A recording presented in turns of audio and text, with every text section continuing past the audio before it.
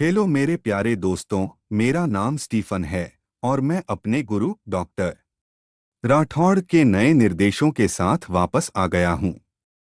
Let's begin. जो चीज इंसान को जानवरों से अलग करती है वह है पढ़ने और लिखने की क्षमता। जो जितना अधिक पढ़ेगा उतना ही अधिक मानवता, आध्यात्मिकता, सभ्यता, व्यापार प्रथाओं, धन, मुद्रा और वित्त के बारे में समझेगा।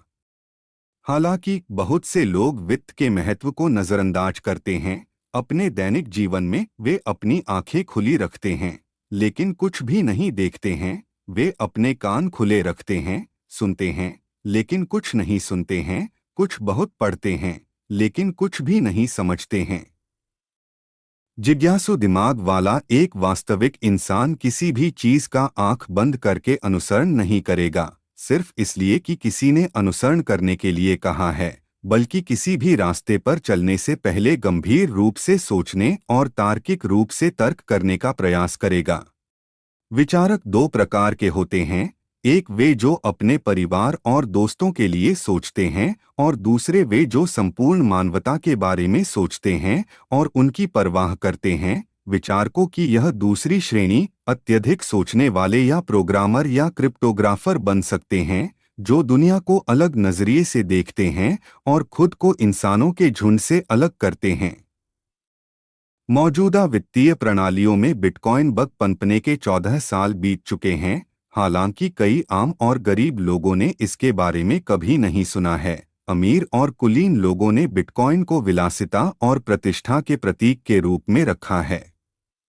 अपनी वास्तविक क्षमता को पहचाने बिना पैसे के लिए एक स्टोर का मूल्य उस व्यक्ति के समान है जो अपने घर के अंदर एक एयर कंडीशन स्थापित करता है और रिमोट को लॉकर में या प्रदर्शन के लिए डिस्प्ले में सुरक्षित रखता है, बिना उपयोग किए या वास्तविक क्षमता को पहचाने भी।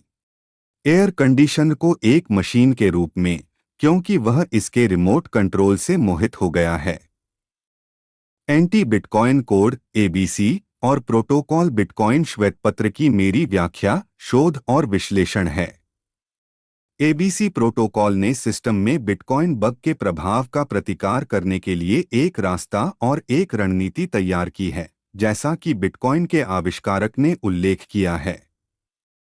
एंटी बिटकॉइन कोड ने इस पुस्तक में बिटकॉइन प्रोटोकॉल के संबंध में कुछ सिद्धांत और परिकल्पना तैयार की है और बताया है कि सातोशी नाकामोटो बिटकॉइन प्रोग्राम के आविष्कारक क्यों नहीं हो सकते। यह पुस्तक कठिन तकनीकी शब्दावली की अवधारणा को समझाने के लिए समझने में आसान, सरल अंग्रेजी भाषा में उद्धरण और उपमाओं के साथ लिखी गई है।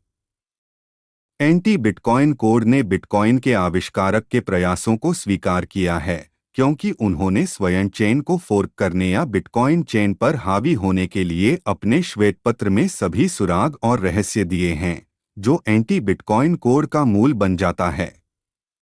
और प्रोटोकॉल, यह पुस्तक उन सभी के लिए है जिन्हें वित्त में कोई ज्ञान नहीं है, बल्कि उनके लिए भी है जो वित्त और प्रौद्योगिकी में विशेषज्ञता रखते हैं। मैं सभी पाठकों का स्वागत करता हूं कि वे किसी सिक्के का मूल्यांकन तभी करें जब उसके दोनों पहलू दिखाई दें, क्योंकि प्रत्येक सिक्के के दो पहलू होते हैं।